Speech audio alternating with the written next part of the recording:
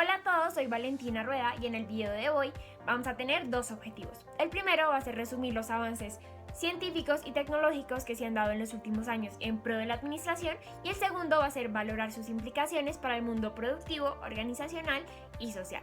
Para comenzar nos vamos a situar entre 1920 y 1966 cuando se dio la teoría de las relaciones humanas. Esta teoría tiene tres grandes exponentes: Mayo, Parker y Lewin. Básicamente, Mayo propone que en una organización los grupos informales tienen mayor incidencia que los grupos formales, es decir, que las organizaciones le dan una gran importancia y le dan gran relevancia a los factores psicológicos del personal.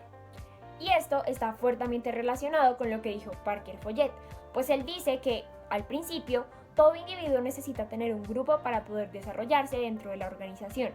Aquí, por ejemplo, se ve la importancia de la coordinación y del trabajo en equipo, además de que no hay jefes, sino líderes. Esto nos direcciona completamente a la teoría de campo propuesta por Lewin, en donde se plantea que el comportamiento de las personas está en función de las condiciones personales y ambientales, es decir, que este se puede desarrollar de una manera correcta siempre y cuando sus condiciones personales y ambientales se encuentren de una manera correcta.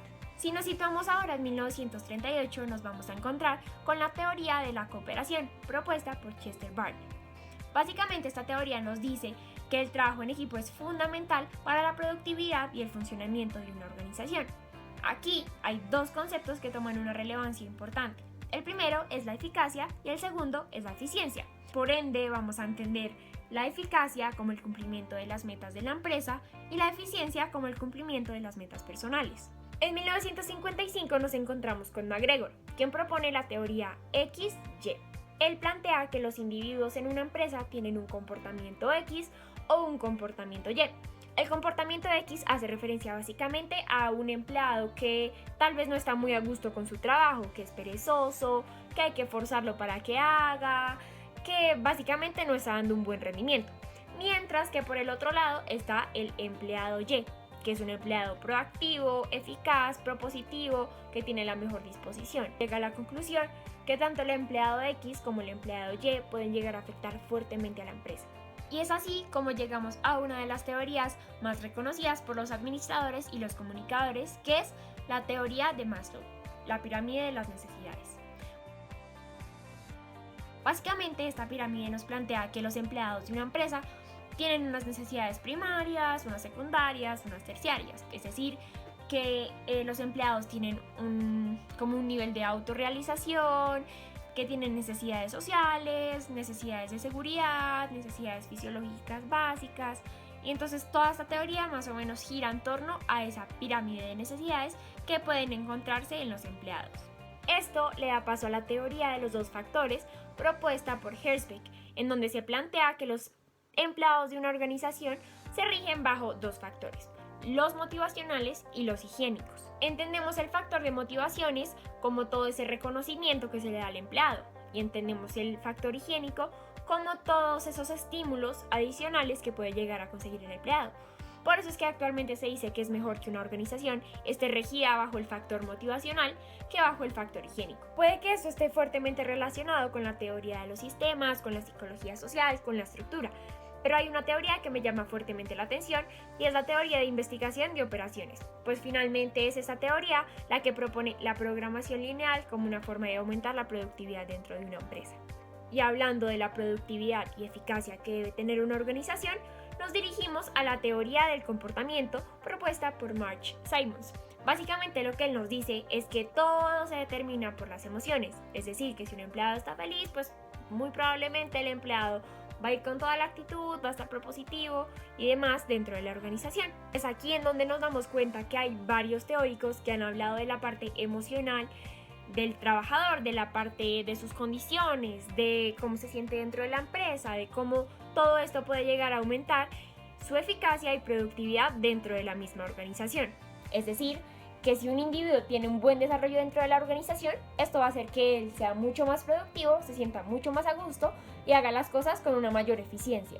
Y una de las teorías que más tienen que ver con todo lo que acabo de decir es la teoría estructuralista, en donde básicamente se analiza el comportamiento de un individuo dentro de su estructura, es decir, dentro de su sistema cultural, y es aquí en donde, por ejemplo, la teoría del sistema social juega un papel fundamental, De hecho, es 1980 el año en que Etzioni dice que las estructuras configuran una tercera vía para operar siempre dentro de una organización, y además que debe haber una conciliación de las estructuras que hacen parte de esta empresa. Entonces es de esta teoría de donde partimos para darle la bienvenida a la teoría de la contingencia. La teoría de la contingencia nos dice que dentro de las organizaciones se vive un ambiente dinámico, es decir, que hay un alto nivel de accidentalidad, que además se tiene que analizar los sistemas de producción y, como dijo Woodward, se tiene que analizar también la influencia que tiene la tecnología en esas formas, medios y modos de producción.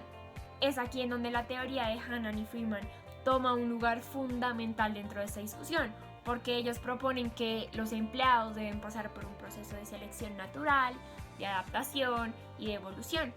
Y todo esto nos lleva a la teoría del costo de la transacción, que básicamente es una de las mentalidades que se siguen manteniendo hoy en día, de la mentalidad capitalista, en donde se tiene un mayor costo a una menor producción. Es decir, no se quiere invertir tanto en personal, ni tanto en tiempo, ni tanto en materia prima. Es decir, produzcan sin que me cueste tanto.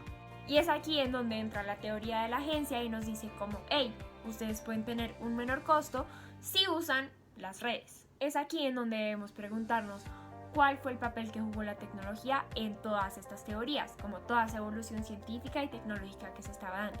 Y es por esto que vamos a hablar brevemente de la tercera revolución industrial. Se puede llegar a hablar de la tercera revolución industrial en los años 1950 aproximadamente. Es importante decir que esta tercera revolución se dio gracias a la crisis energética que se dio después de la Segunda Guerra Mundial. La llegada de la tercera revolución industrial trajo consigo a la electrónica, a la microelectrónica, a los semiconductores y al Internet, una de las fuentes más importantes que tenemos hoy en día para comunicarnos entre todos.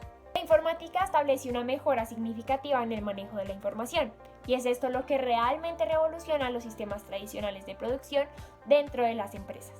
Así pues, vemos cómo la evolución científica y tecnológica que se ha dado en los últimos años ha tenido una fuerte influencia en el pensamiento administrativo, al igual que lo fueron las teorías propuestas por los diferentes autores. Bueno, espero que este video les haya servido mucho y les haya gustado. Nos vemos en el próximo.